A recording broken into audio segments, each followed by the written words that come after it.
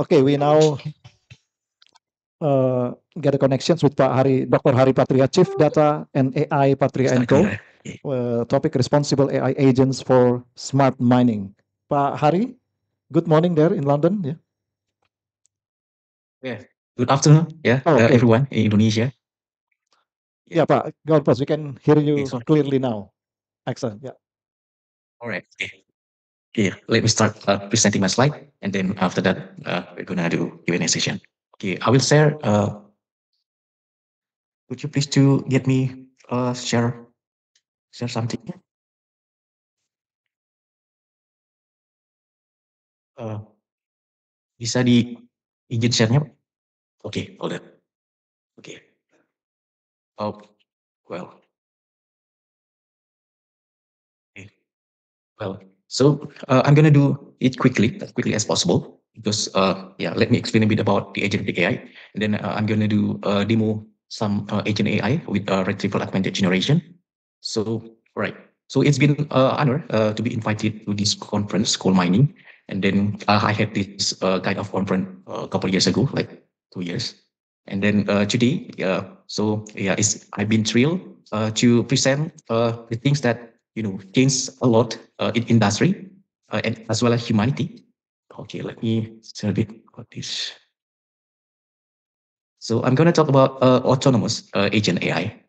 So autonomous, that means agent AI are able to process the information and then make inference. So it changes the way how we make a decision, how we improve our process, as well as to make the decision as quickly, as efficiently as possible. So there are three key elements of agent AI as orchestration tools, collaborative intelligence, and decomposition. So I'm going to focus on collaborative intelligence, how to improve, responsible of AI, not just only to show some cutting edge technology, but also how we use this agent AI as responsible as possible, as trustworthy as possible to improve our production, our process, things like that. And then here's the example how agent AI. So they autonomously process the information and then respond to the reality, and then make it more autonomous and automatic. Yeah. I'm gonna do it quickly because I will share about the demo of the agent AI. Okay. So here's the case in coal mining production. So we have the data of the log production, uh, and our hypothesis that we are able to explain the log production from the predictors like the labor hours, the average employees, production in short tons, so on and so forth. So I took this data from USGS, and then when when we when we are running this kind of automation learning, so we have the accuracy of 85% for the test set performance, and with this training set performance 94 something, and then the agent AI. So I use so I'm gonna show about how the agent AI are able to increase the explainability and responsibility of AI. Okay. So here's the thing that I run on my lab studio, and then here's the result. So yeah, here's the result. So this agent AI provide autonomous function. That means, it offers something that agent AI can process the information, provide the inference, things like that. So we put the keys on API to do embedding and vectorize database process. So here's the workflow. So we upload the data on the chunks, and then we do retrieval augmented system, and the API provide us to do some embedding and database. Then after that, we write down a query as our request to agent AI. For instance, what is the best stock to buy today? Things like that, and then we provide set some prompt and large language model to adjust the output of the agent AI. Yeah, in terms of increasing like the quality, the accuracy of things like that. And then the agent AI will respond with this outcome. And then I'm gonna show about how these things works. Right. So the prediction here. So we have the predictors from labor operation, labor hours, and here's the result from the machine learning. So after running the data, I've got the feature importance is the feature importance. That means how strong the predictors affect return in productions. So we have three main key features. Yeah, they are labor hours, average employees, and coal supply region or the river basin. And then how does it look like? So I'm gonna show you about how this agent AI, yeah, we are able to explain about when we change the average employees.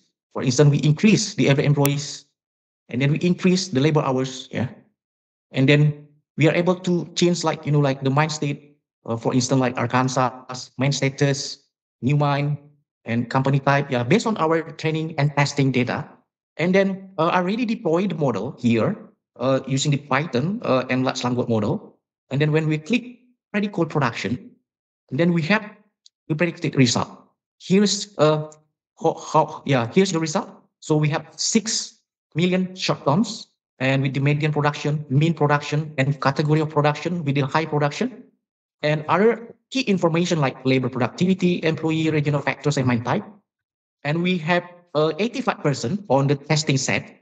And I did some, like cross validation, hyperparameterization, and then I did also automation learning to find out the best model using gradient boosting. So here's the thing: how we increase, like the trustworthy of AI, because nowadays we are not just only applying the cutting edge technology, but we need to ensure that these things successfully improve our performance. That means, how close this model to the reality. That's the thing that we need to ensure about.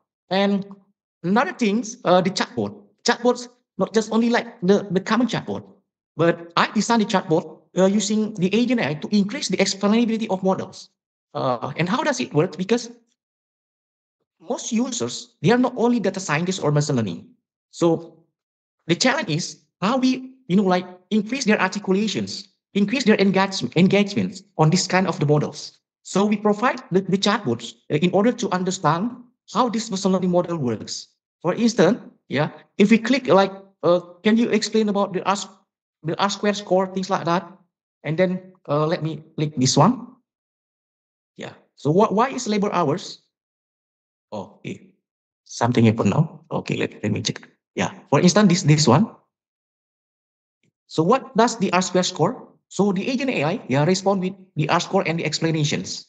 Uh, so here's the thing: why we are able to display this kind of the information about the machine learning, because we set on um, the code on this code, like let me show about this code. Things like a bit technical. So I put system prompt. Here's the thing: you are an expert coal mining data scientist and production analyst, and you have access to predict. And we log only using dataset path. So here's how we like intervene the large language model, yeah, to reduce their hallucination. Because despite all the benefit of agentic AI, all the benefit of chatbot, artificial intelligence, uh, there is a lack of like they produce countless hallucinations, as well as returning in like the API consumption in terms of the latency issue. So we have two major issues on the AI. One is the hallucination, as well as the latency issue. So in this prompt, we use kind of technique generative AI that we have served over 70 enterprises and more than 700 professionals, yeah, over 4 years. So as a chief data AI at Patria and Co, yeah, we are pleased to serve a lot of enterprise to scale up, to increase, to level up their knowledge, their know-how, to design and to optimize agent AI in order to optimize their decision. So using this, framing prompts like you are an expert, something like that. So we specify the way agent AI to respond our query as the expert, not just only like losing leave the agent AI doing those things as autonomous as possible, but we do intervention because we would like to ensure that this output, yeah, as effectively as possible, because we design for the coal mining and production analyst. And here's the thing: how we reduce the possibility of hallucination. So we not only using dataset map. So we reduce, like the creativity level of agent AI, right? And then here's the result. Okay, okay, let me make something because I need to, change the API because it consume a bit before, presenting this kind of use case. I did some, running a couple of API. I think the API is runs out, so I need to make it more to do renewal, something like that. Okay, and then let me something about the prediction. So this agent AI offers a lot of advantages because you're able to exercise the scenario. Yeah. So as a user, yeah, you are able to change the mind type, mind status, and all the predictors, and then yeah, doing as quickly as possible to predict good production. And then it spent only 4 seconds or 5 seconds. And for to do the autonomous learning, you just only spend it took only 4 seconds.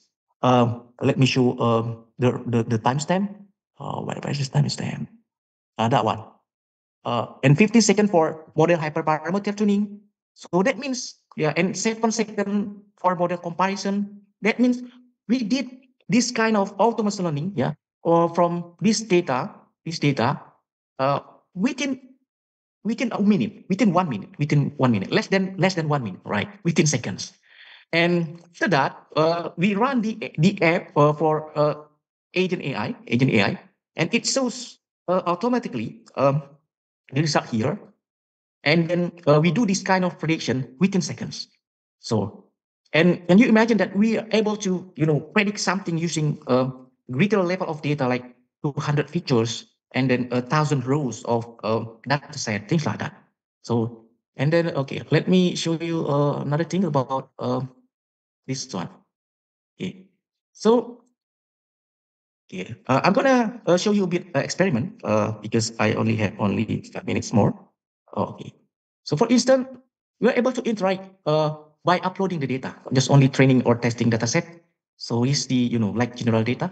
For instance, I'm gonna use, the data from, what's it? Yeah, from the concrete something about materials. Where's the data?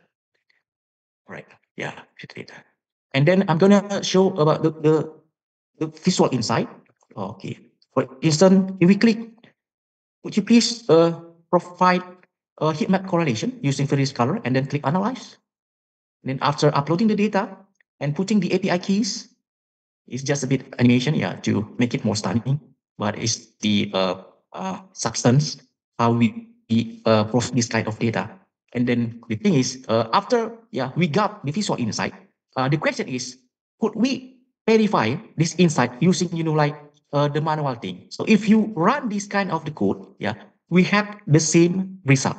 So here's the thing: how we increase, like responsible of AI. Responsible that means, yeah, we are able to clarify the result of AI, yeah, reducing the hallucination, yeah, as efficiently as possible. So we have, a sort of predictors, yeah, that affect the strength of the material of concrete. For instance, cement has a positive correlation, while the water has a negative correlation. And then we would like to test about the causality because correlation doesn't mean causality.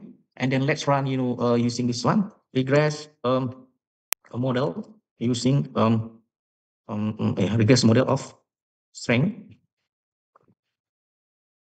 yeah, by using other predictors and present into a table of statistics. Then if we click analyze, yeah, it's supposed to be showing a regression result in the table with all the coefficient, the R square, the F value, things like that. So we are waiting for getting response from AI, the large language model. So and then executing embedding and vector database process. But again, they're just only showing, like the R square with the MSE error, but we would like to, present in table, like showing the coefficient.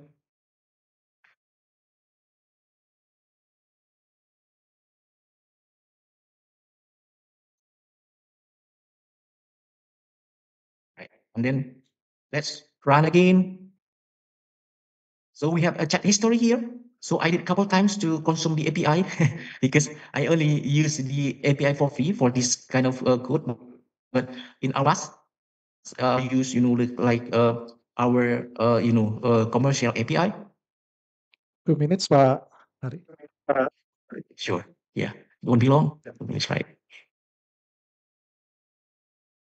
All right. Finally, we got the result. Why we need this kind of statistic tables? Because we need to clarify the finding of AI. Yeah, is that correct in terms of like the coefficient of cement, slag, as water, things like that? Because we have the positive correlation of the cement affecting the strength of concrete material. Let me make it larger, picture. Yeah. So yeah, it confirms we have the positive causation. Yeah, with the p-value less than 5%. That means, yeah, this kind of variable, yeah, significantly affect and positively to increase the strength of concrete materials. As well as the water, we have a negative correlation earlier, and then it's supposed to be negative causation here with the significant p-value less than 5%. And the key insight here, so I set up the prompt, yeah, to adjust, like the number of paragraphs, things like that, and then to present the AI as strategic as possible for the business users. And last but not least, here's the thing: if you want to align with, like the Yahoo Finance, and then if you click like provide income statement and analyze finance, then it assess as automatic as possible, yeah, to get the data from this kind of, like the Apple stock here. And then after we get the response, we're able, to show the financial result for the Apple, and also we're able to, check the correctness of the result. For instance, we have, think this one, earning per share, yeah, 6.49, and then already provide things in different year, but not, yeah, in different year, 6 point something. So it's the thing how we ensure is that correct? Something that shown by agent AI, and then we need to clarify. That's the thing how we increase the responsible trustworthy of AI. Correct. So that's the end of these presentations. And again, yeah, I do apologize. I'm not able to attend there, but I'm pleased to respond to all your questions. Yeah, thank you. Okay, thank you, Pak Dr. Hari Patria, Chief Data and AI, Patria & Co, for the excellent presentations. Any questions from the audience to Pak Hari? Pak Ian Wolf. Yeah, please, Pak Ian. Thank you very much for that. I'm not an AI fan, but I'm learning. In Indonesia, we have the KCMI and the JORC codes for professional certification as a measure to understand the professional responsibility of the person issuing a report.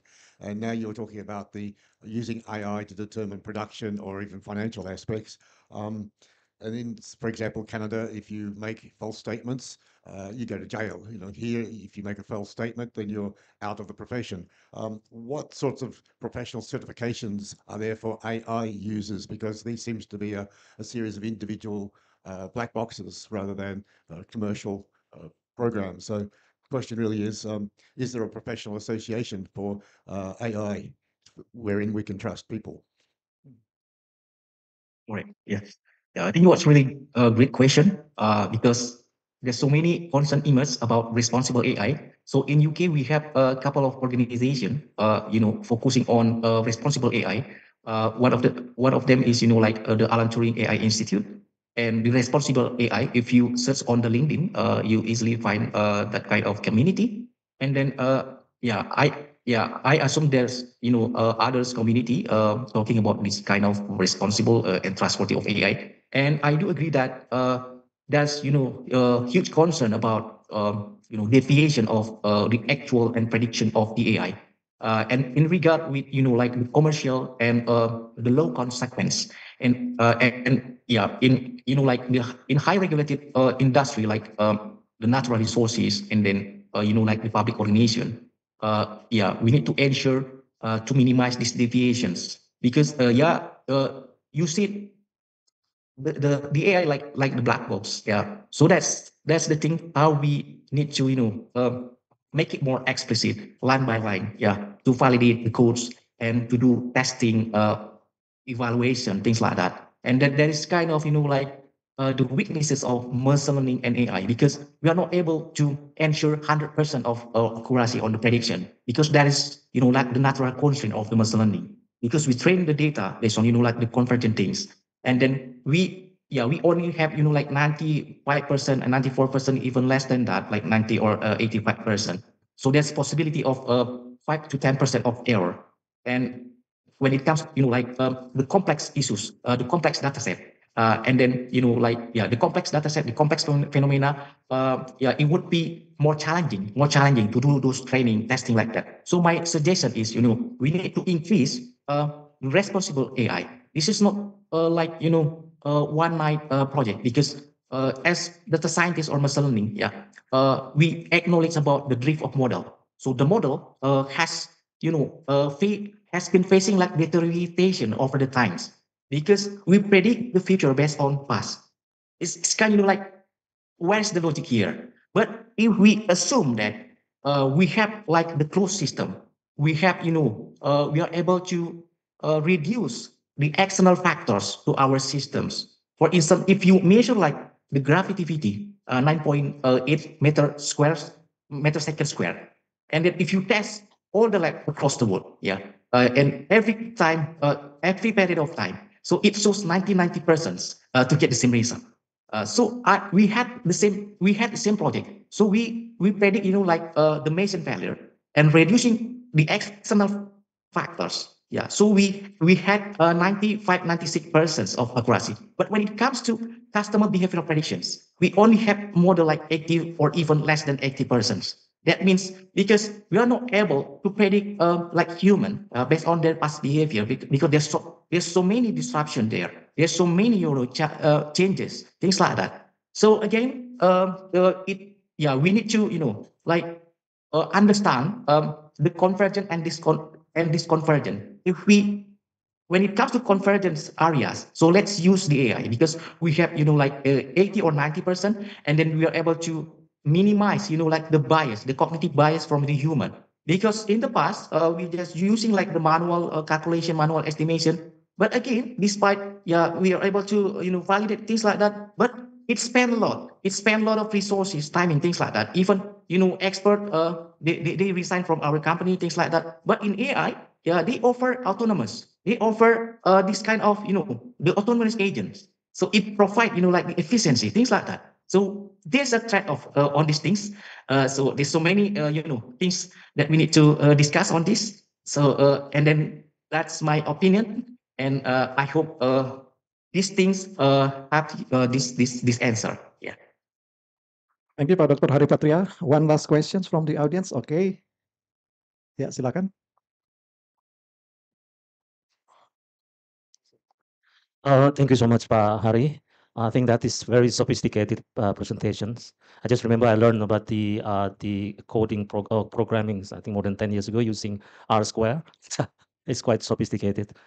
Pak Hari, just linking to the previous speaker, Pak Muhtajar is presenting about the use of digital tool for ESG management, environment, social governance management.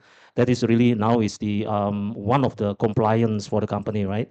So just trying just to get from your experience, have you done any work related with the using AI?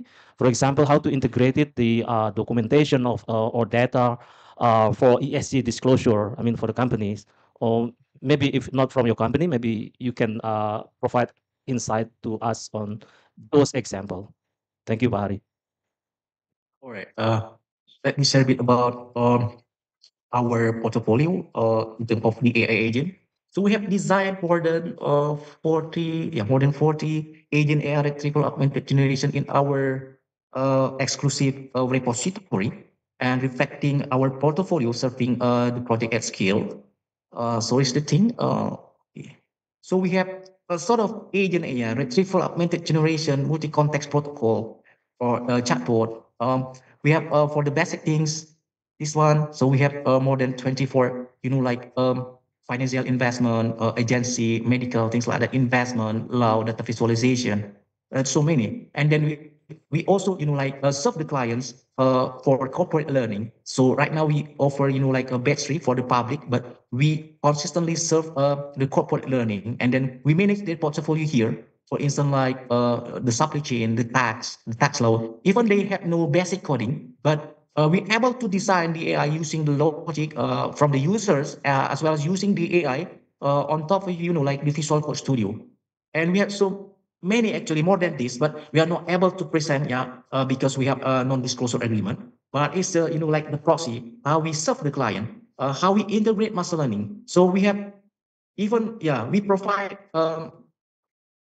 machine learning platform, at one of the PLN subholding like Indonesia Power. So we use the vibration data, to predict, like the engine breakdown. So when the time we need to, send the engine to the breakdown. So we use the vibration data, and then we did survival analysis. And then we display, using the survival analysis to check when the stress level, when it, so when we have, like the threshold, the threshold level lower than the threshold, and then it indicates we need to send this engine to the breakdown, things like that. And then we also have another project at Pertamina subholding. So we build the agent AI to provide the insight as automatic as possible. So we store the data from SNP Global, like the PDF, the Excels, and then after that we structurize the table, the visualization. So whenever the user are able to,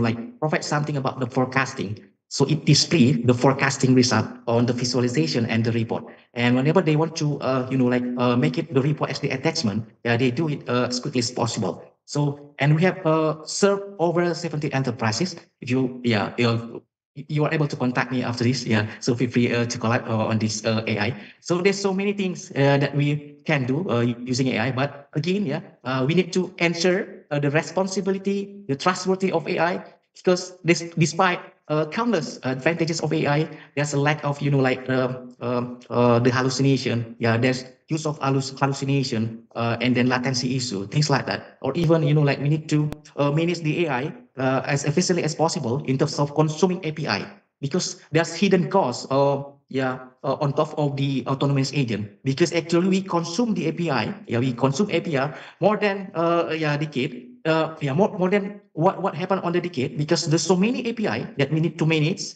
and then we have to manage the architectures, the pipeline, things like that. And then how does the agent AI able to interact with the other agent AI? That's so-called the agentic AI. So we interact the agent with the agent and doing intervention as the human, because we know like the AI is designed by human. That's the thing that I need to emphasize on this. All right, thank you. I hope that helps. Oke, thank you. Give applause to Bapak Dr. Hari Patria, Chief Data and AI Patria & Co. Thank you very much for Hari for your excellent presentation and explanations. Very informative indeed.